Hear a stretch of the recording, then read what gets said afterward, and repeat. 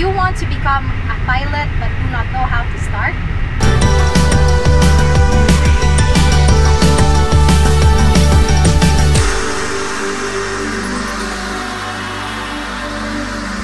Hi, I am Chezka and I am an airline pilot. And welcome to my YouTube channel. And for this episode, we are going to talk about how to become a pilot. First, ask yourself, do you really want to become a pilot? And are you willing to undergo all the stress, trainings, and sacrifices this career has to offer?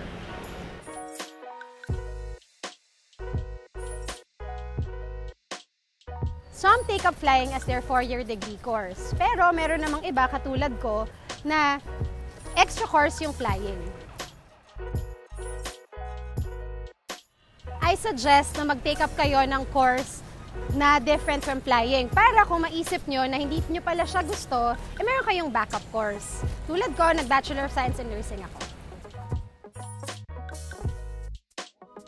This has been the most common question na nakukuha ko sa mga tao. Kung nagtatanggap ba ng airline ng mga hindi masyadong matatangkad.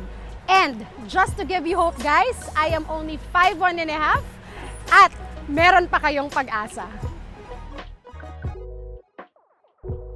Pilots can wear glasses but to a certain extent of grade. Pero the most important thing is hindi ka colorblind. I know people who start at the early age of 16 and I know people na mga nagso-start din at the age of 50s. So for me, it's never too early or never too late to start your dreams. Kung gusto mo talaga yon, pwede mo ituloy, pero depende pa rin yun sa airline requirements kung ano yung gusto nilang tanggapin na age. The first step that you should do is to choose the best flying school for you in terms of convenience, budget, and yung time nyo kung full-time or part-time. A private pilot course is a program recommended after at least 40 hours of flight training time. A private pilot can only work for rescue missions and other personal activities since he cannot transport paying passengers with this license. The training usually lasts 3 to 4 months. There is also a CAAP exam and check ride before you can be a full-fledged private pilot. This is a requirement before you can get your commercial pilot license. This course takes about 6 months to 1 year and can be taken right after the private pilot course. This is the license needed to apply as a pilot for an aircraft that transports passengers. One needs at least 150 hours total flying time and pass the CAAP exam and check ride to earn the commercial pilot license. An instrument rating is an additional rating needed together with the private and commercial pilot licenses and is also a requirement to apply as a pilot for an airline company. This is needed to be able to fly under instrument meteorological conditions such as inside clouds or flying in high altitudes. There is also an exam and check ride that go with this. I chose FLITELINE kasi FLITELINE is the most convenient school for me in terms of budget and yung lapit niya sa office ko and yung airport, malapit din siya sa akin. You can study full-time or part-time. Pagka full-time, mga 1 to 1.5 years. Pagka part-time, like me, I studied during my days off, kaya naging 3 years in total. Unang naramdaman ko nun, alam niyo yung para kang sasakay ng roller coaster, yung ganong excitement at saka yung saya, pero at the same time, nervous kasi finally, I am able to start to reach for my dreams. A birth certificate, NBI, and 2x2 picture. You can start at the age of 16 with a student pilot license. You need to pass all the medical requirements needed for Class 1 and Class 2 medical certificate. CBC, urinalysis, X-ray, ECG, vision test, which includes color blindness test, Snellen chart, depth perception test, dental exam, physical exam, and audiometry. You will need to pass all these tests before you can fly an actual aircraft. Student Pilot License, Radio License Exam from National Telecommunications Commission or NTC, Simulator Check from selected schools, and English Proficiency Test or ELP. Requirement is a grade of at least Level 4, and this is a requirement before your check ride for your private pilot license.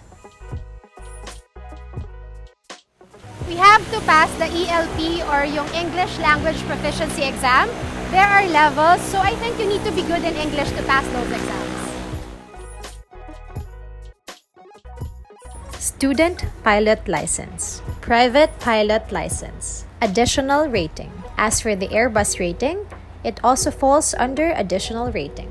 Instrument Rating, Commercial Pilot License, Flight Instructor License. This license is optional.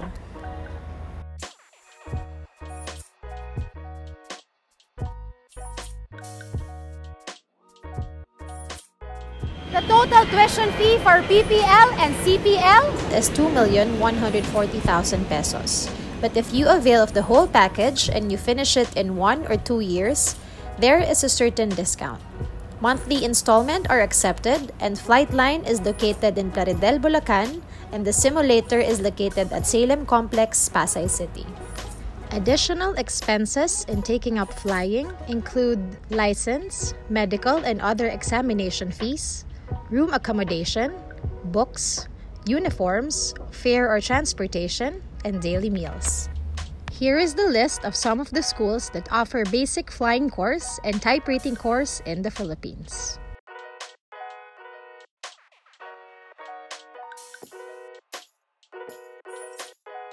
You will take your online exams at Civil Aviation Authority of the Philippines or CAAP. For private pilot license or PPL and commercial pilot license or CPL, there are 10 subjects and 40 items each. The subjects include air law, aircraft general knowledge, flight performance and planning, human performance, meteorology, navigation, operational procedures, principles of flight, radio telephony, and power plant. For instrument rating and additional rating, there is only 1 subject and 100 items each.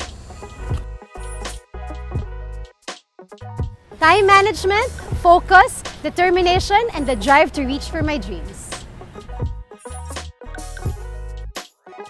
Being a flight attendant is a personal choice. Pero hindi naman requirement na maging flight attendant muna kayo bago maging pilot. And meron mga fresh graduate na nagsastart na mag-flying. You do not need to be good at driving a car to become a pilot. Because trivia guys, hindi ako nagde-drive. Pilots are not required to know how to swim. Pero it's a plus. But kailangan namin matutunan yung ditching or yung water landing in case of an emergency. I have been a pilot since 2014. Pero sa airline, 2 years na ako na first officer. I am currently flying an Airbus 320 with a maximum of 180 passengers.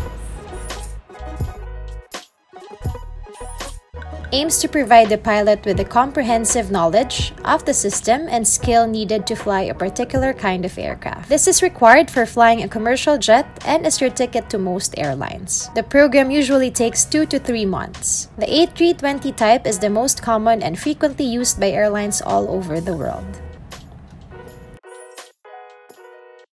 Minimum of 200 flying hours, including 100 hours solo or pilot in command, completed training and checking authorization form, commercial pilot license with instrument rating, certificates of commercial pilot license, instrument rating completion from flying school, logbook with the last 2 pages that include the total hours recorded, medical certificate class 1, radio license, English proficiency level 4, and 2x2 pictures. And for foreign nationals, additional 2x2 pictures, Philippine NBI clearance, and SSP or Philippine Special Study Permit.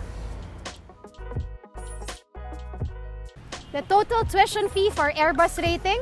$32,000. The training lasts for 3 to 4 months, and the school is located in Clark, Pampanga.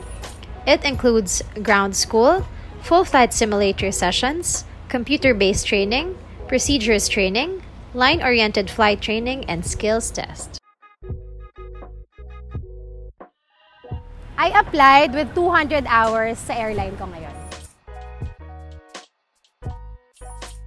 Para mapasa ko yung AIRBUS scholarship, kinailangan ko mapasa yung mga written exams, simulator checks, at saka yung final interview with the pilots. To become a captain, you need at least 4,500 flying hours. And roughly, nasa 1,500 hours pa lang ako. So, mga 3 to 4 years to become a captain. I am fortunate na after ko mag-flight attendant, merong opening para sa AIRBUS rating. Kaya nakapag-rating ako at naging pilot ako right after. No, pilots should not be afraid of heights. But the funny thing is, I know pilots who are afraid of heights. Pero ako, I love heights kasi gusto ko yung mga adventurous na mga bagay tulad ng bungee jumping. So, I'm not afraid of heights. I finance my studies using bank loans and help from my parents. And magastos man talaga, magiging worth it naman yung return of investment. I usually fly 3 to 4 times a week and may maximum kaming 100 hours per month. Wala akong maisip na mas cheaper way para makapag-flying ng libre kasi yung Air Force yung pinaka-okay. Pero yung schools, meron silang ino-offer ng mga staggered payments. So feeling ko yung pinaka-best way para sa mas cheaper education at saka mas affordable. I think you need to be brave. You need to have the drive para maging piloto and magkaroon ng confidence na kaya mong tapusin tong education na to. And the most important thing, dapat mapagdasal ka para si Lord gina-guide ka sa journey na to. I applied for an airline with only 200 hours. Pero pag mas marami, it's a plus.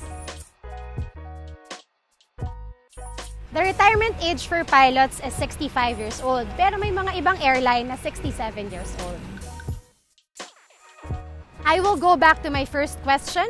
Do you still really want to do this? And if so, kung gusto niyong pagdaanan pa rin lahat ng diniscuss ko, then maybe this is really for you. And it doesn't matter if you're a man or a woman. What matters is you always dream big, you achieve, and you inspire others. And yung pinagdaanan ko na pinagsabay-sabay ko yung motherhood, yung pag-aaral ko, and yung pagtatrabaho, kung kinaya ko, I'm sure kaya nyo rin. And don't forget that God will always provide and God will make a way if this is really for you.